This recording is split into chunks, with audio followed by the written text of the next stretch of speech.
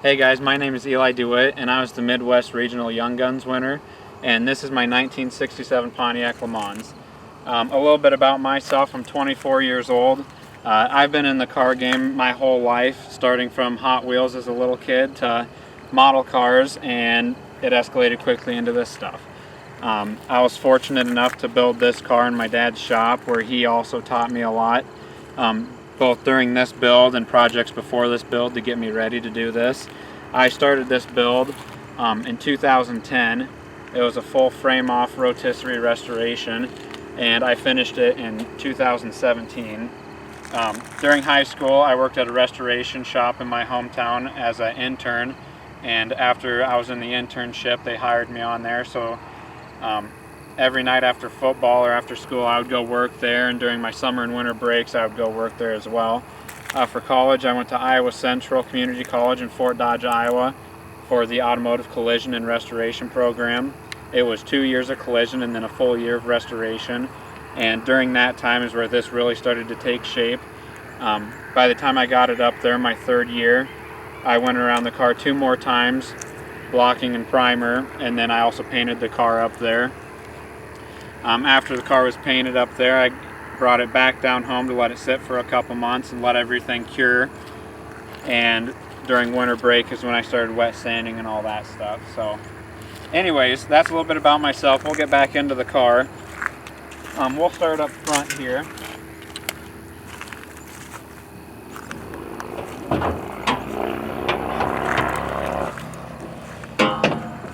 The motor is a Pontiac 400. I took it out of a mid-70s Pontiac Bonneville. The only thing that is original about that motor itself is the block and the crank. I went through 2 or 3 sets of heads to find good heads that weren't cracked. That's a big Pontiac thing. It's poured over to a 408. All new pistons, rods, valves, everything internal was new. It's got a frostbite aluminum cooler or radiator in it.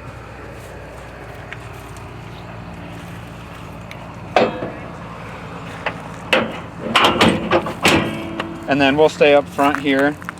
One of the first things that people either see right away or completely miss is that all of the chrome and the stainless on this car was stripped and painted to match the wheels, which are the US mags. The color on all of the trim is PDC Chrysler, and so like I said, it was a base clear, and the clear is a semi-gloss to give it the look of the wheels. The grills you cannot buy new, so I had to plastic weld the grills because there was some damage from everything back in the day. So those got plastic welded and got all painted up again. We'll start going down the car. Suspension wise, up front, I have 2-inch drop spindles up front, and then I've got the QA1 dual coil-overs, or the dual adjustment coil-overs I should say, and then the SSBC disc brakes, and then like I said before, they're US mag ramblers. They're 18s up front and they're 20s in the rear. Metal work on the fenders, there was just rust holes on both fender bottoms, so we had to do fender patches on both bottoms, and then body work it all together like normal. One of the big things that you'll notice on this is that the door and fender line up really well together. Stock and all the original ones that haven't been messed with, the fenders have way more of a radius than the doors, so the doors are a lot more flat. And to fix that, I just metal worked the doors out as much as I could and that way it wouldn't pull the pinch weld out on the inside. Got it as close as I could, and then I body worked them both together. So I filled halfway to the door and halfway to the fender and body worked it together to get my gap as good as I could, and also to get this to float as well as it does. If we keep going down, all of the stainless around the windows, all of your vent window components were all taken apart, stripped, and painted that PDC color with the semi-gloss finish on top. Everything that was chrome, I ground down with 80 grit roll-lock disc and then 80 grit on a DA, and I self-etched it and primed it after that, and then I did all my body work on top of that primer that needed to be done. To the rear wheel, they're the US mag, once again Ramblers, the 20s, and then for suspension in the rear, it's lowered 1.25 inches, and that's just with the lowering springs. Metal work that was done on the quarters is that all along here where the stainless is supposed to be around the wheels and on the bottom of the rocker and the quarters, it was all rusted out from water getting held in there for all those years. So you can't buy patches for these quarters, you can only buy full quarters. So I bought 2 full quarters and spliced this wheel opening about halfway on this style line all the way across and all the way down to replace that, because it's all original sheet metal on this car. So I didn't want to put new quarters on it. Rear bumper, both bumpers actually, they've been shaved so there's no more bolt heads, and they were rolled in on the edges a little bit to get it nice and close to the fenders and quarters. So like I said before, there's no bolts facing out there, it's all shaved off.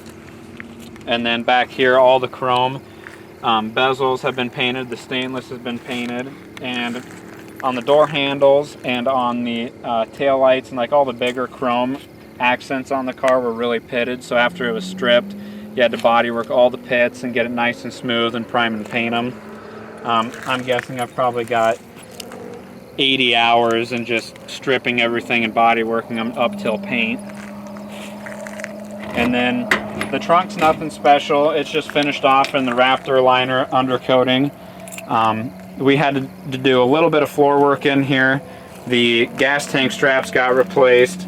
There was a little bit of floor work above these mounting bolts that had to get replaced.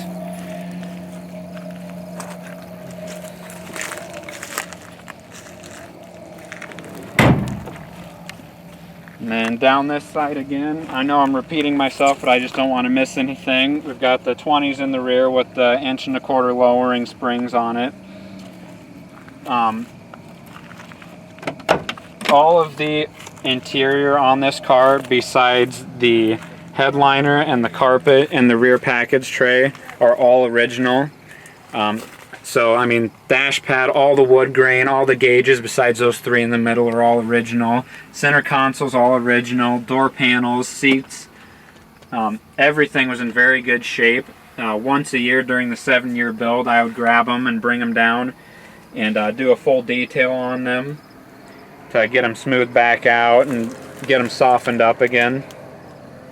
And then one of my favorite parts of this build, and it's pretty simple, but the exhaust is all custom bent by an exhaust shop here in Cedar Rapids, and I got the QTP exhaust cutouts, and usually people hide them underneath the dash or in the center console, you know, kind of out of sight, out of mind.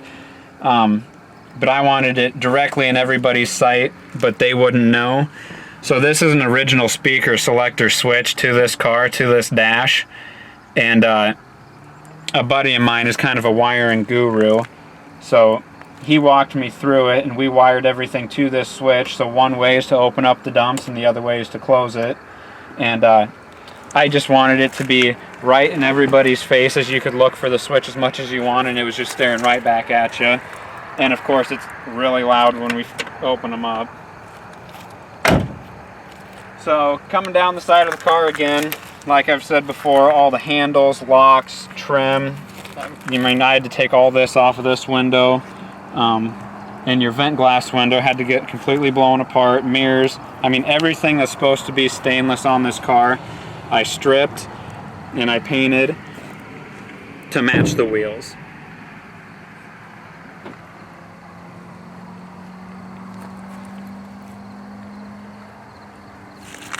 And then one other thing that I always saw when we were at car shows that kind of bugged me was that the stainless around the windows would never butt up with the window. There would be a big gap in between the two. So when it came time to do this, I hired a window company to come and put the windshield and the back glass in. So they urethaned it in instead of butyl tape and set the window. And then I meticulously put all of the trim on, and with it being painted, you can't put it too far in and pull it back out, or else it's going to scratch it. So after I carefully got all that in, they were able to put their suction cups back on and bring the windows back out to the trim. That way there's not a huge gap in between the two. And then once again up at the front bumper, it also was stripped and shaved, so no bolt heads are sticking out. The ends were sucked in to get it closer to the fender and make it a nice gap. The car itself, I should have said this a little sooner, it's in the Axalta brand. It's in the Mosaic line of Axalta. It's Victory Red. And the bumpers, like I said before, are the PDC Chrysler color to match the wheels.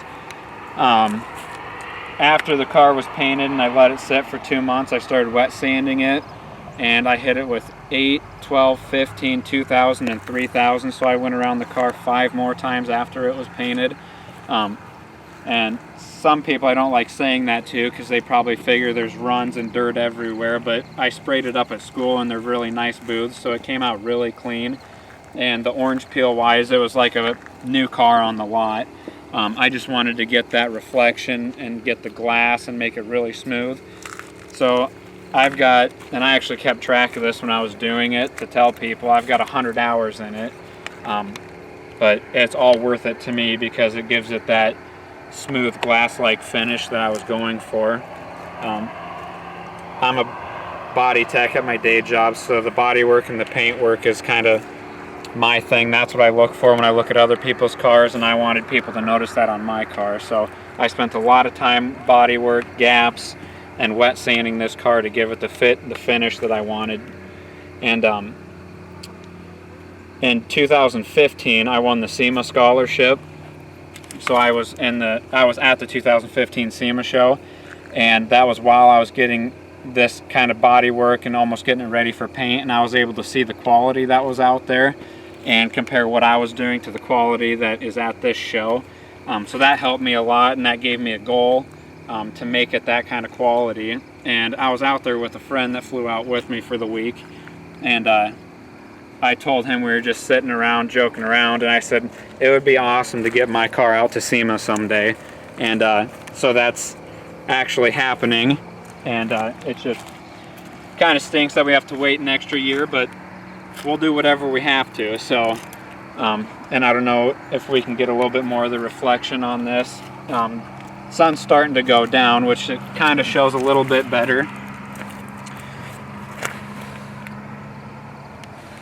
And that's just what I really take pride on. So